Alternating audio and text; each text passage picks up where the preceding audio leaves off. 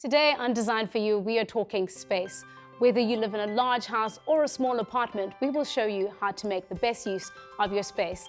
We chat to David Cranor, who takes us behind the scenes to his workshop and shows off his quirky and unconventional furniture pieces.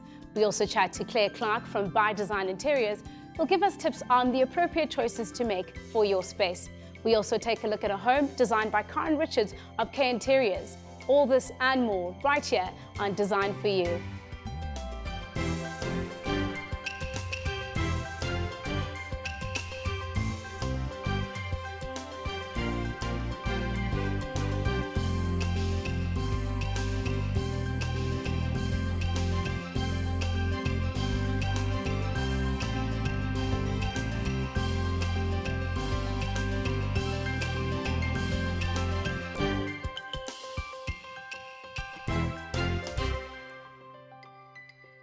Hello there, my name is Pilani Bubu and you're watching Design for You. Now, it's not about the size of the space in your place, but rather how you use interior design to make the most of it. Do you want to maximize your space? Do you have limited space or perhaps too much space that you don't know what to do with it? Well, then stay tuned for more as we chat to interior designer Claire Clark in just a moment. But first, David Cranor, our master craftsman, takes us through his world of furniture design.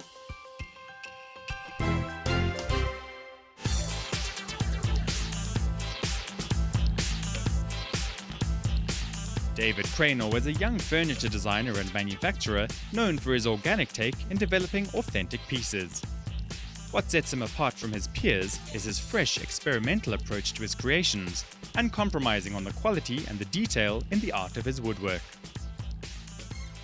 I started the business about 8.5 years ago, sort of something that spurred from a hobby as a student, but I also saw the potential of earning a living out of something that I enjoyed doing. It has always been focused on the process behind the work, delving into something that you've learned. There's something that you've learned through either experimentation or different set of tooling that you've stumbled onto, and in that way increasing your capacity or your capabilities as a manufacturer. I've always felt that if the focus is on improving as a maker, the products will flow from that.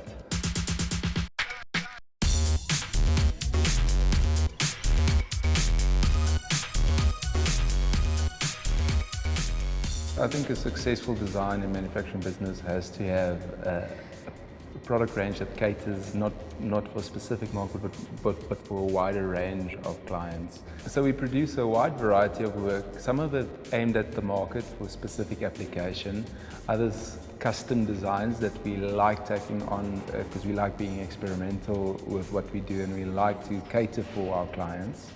And then also our expressive work, which is an area that is sort of more limited but more experimental and more pushing the boundaries of what we feel the cusp of our capabilities are.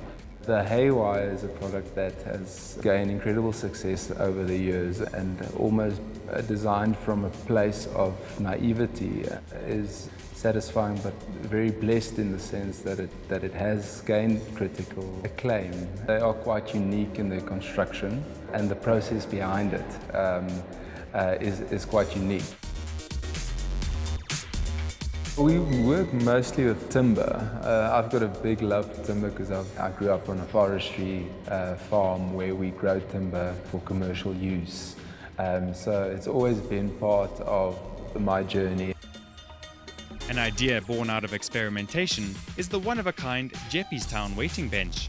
It features David's interlocking method based on elegant geometry and is one of the expressive pieces executed to tell the story of the African landscape. It's a really exciting time to be part of an industry which I'm a small part of, because there is a real focus on African manufacturers and African produced items from an international point of view, but from a local point of view, big industry wanting to support African or South African work. We are very lucky to be presented on some of the top international stages. For us as a company, it's really important to sit well on that stage and present our work on an equal level to some of the world's best designers and the world's best manufacturers. And we've got a way of expressing ourselves that would allow us to always push the boundary of what we're making.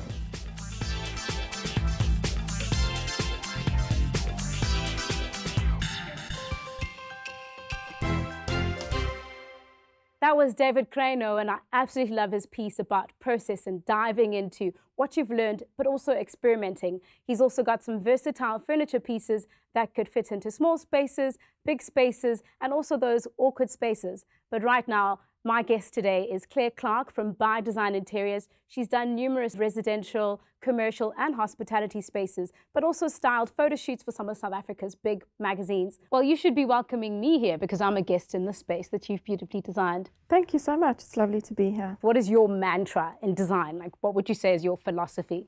Design for the way you are going to utilize the space 90% of the time, not 10% of the time. So for me, so many people are so worried about their formal lounge looking gorgeous. Why does it have to be a formal lounge? How often are you going to use it?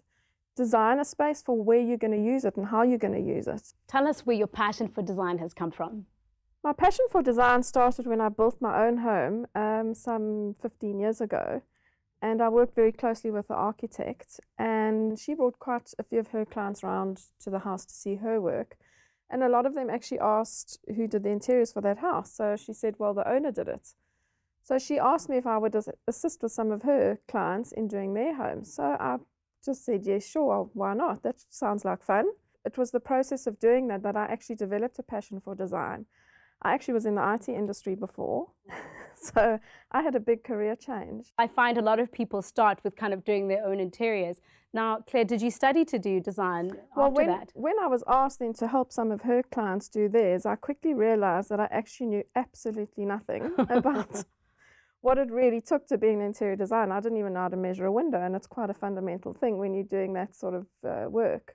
So yes, I did. I went and studied and got the theory behind me so that I could then, at least with some confidence, help a lot of my clients. That's fantastic. And along the way, you've gained your own personal style, outside of your own home.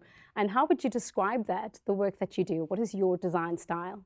I've definitely developed my own style. But when dealing with so many clients, they obviously have their own style as well. And it's really, it's a mixture between trying to know what the client wants and then to bringing in your own flair and influences to what you like. Very interesting journey that you've had, starting from building your own home, coming into being in the world of design. Kudos to you. After the break, we're going to continue chatting to Claire about how to make the most of your space. Stay tuned.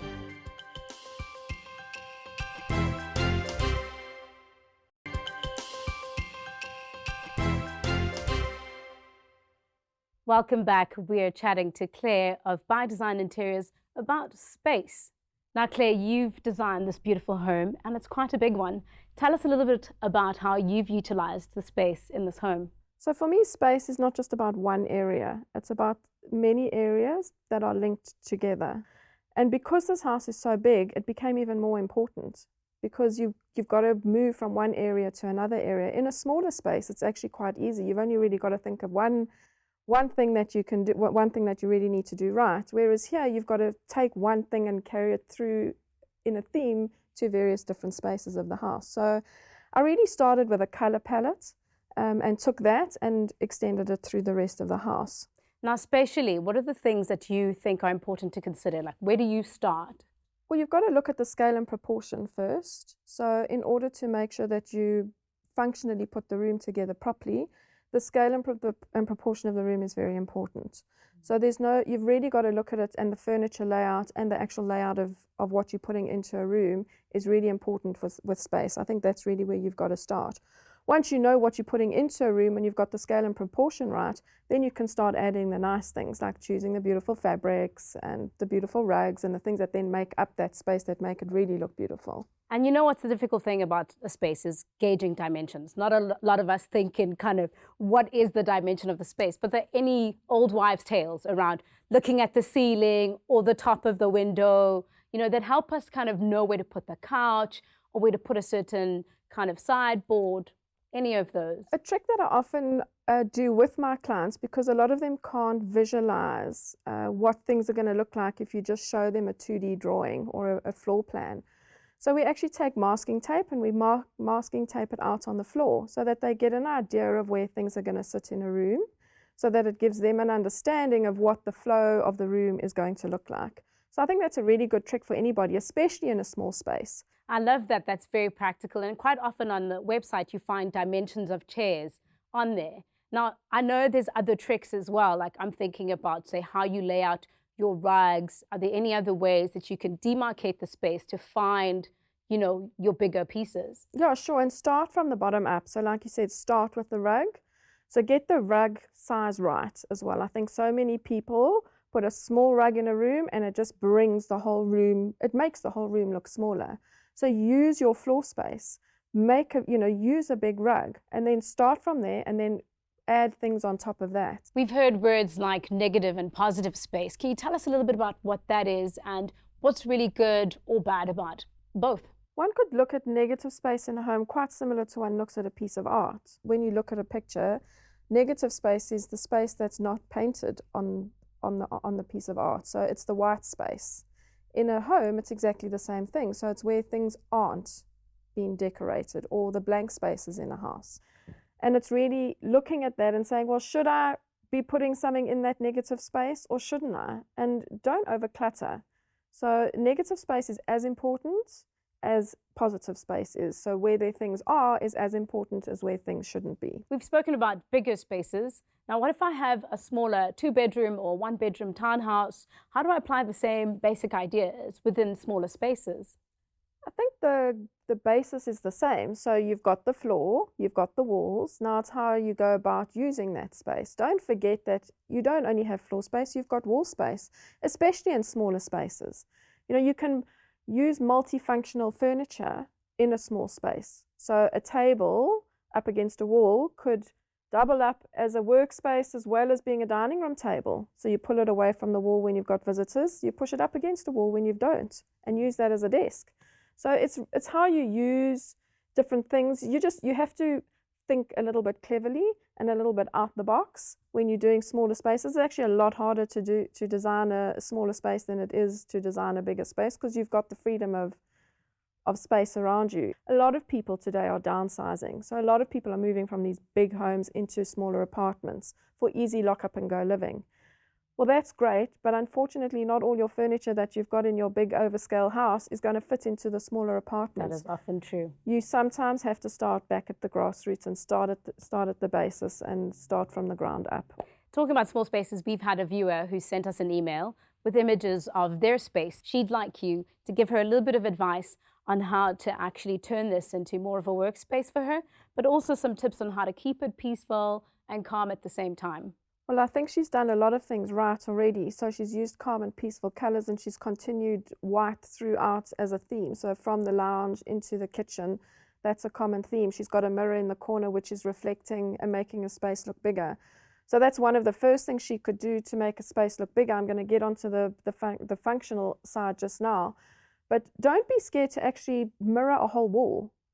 You immediately double the size of a space and you let in a whole lot more light because you're getting a lot more light reflection. So that's one thing she could do, is go big on the mirrors. So even bigger than what she's done there.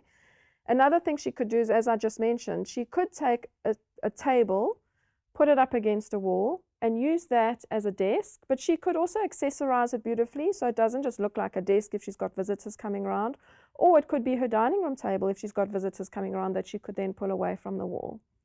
One small bit of advice that I'd give her for that space, just to sort of make it cozy and make it feel even more inviting, is to put a beautiful rug down, but don't go small on the rug. Go as big as you can on that rug and you'll make that space feel even more. It will have the layering that she needs and it will make it appear bigger. Great. Thanks for that. That was really insightful for myself as well. Hopefully, Bonga, you've taken from that. If you are also needing any interiors advice at all, please do mail us on info@thehomechannel.co.za. We would love to hear from you. After this, we chat to Karen of K Interiors, who'll take us through a space that she's designed, and we can get some more helpful tips around how to best utilize your space.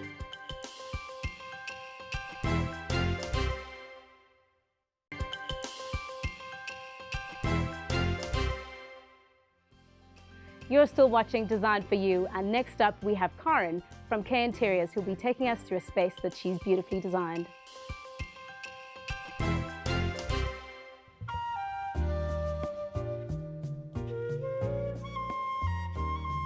One of the challenges of interior design is creating an inviting home but still allowing for individual personality within each room.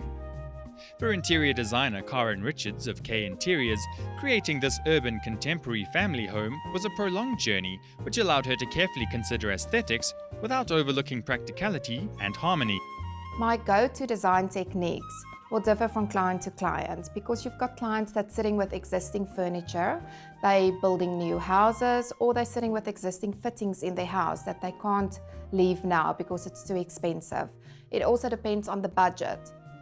I would say my biggest challenge in this case was the space. The client really wanted to achieve the magazine cover look, but she's got kids and she's got pets, and we have to be practical around that, and also be economic around that, to maybe use a rug that you're not going to feel sorry about if the kids do make a mess on them, or we always use the example of a glass of red wine, but still use something beautiful that's going to give us that look. The style of this home is urban contemporary, so we've got a bit of, I would say, South African urbanness coming through here that we will see in the wood and the textures. In this specific house, you will see a bit of ethnic, cleaner lines, and all of those fused together, I would call urban contemporary. The color palette, I had to listen to the husband and the wife. We always have either a brown person or a grey person, and in this case we had to bring the two together. So you will, for instance, see browns and greys together. My floor might be grey, but my paint might be a little bit more beigey or taupe or champagne. And it's very important that all of that gets pulled together by, for instance, a scatter that picks up all those colors, or a throw. So the two colors don't stand alone, but they need to get married at the end of the day.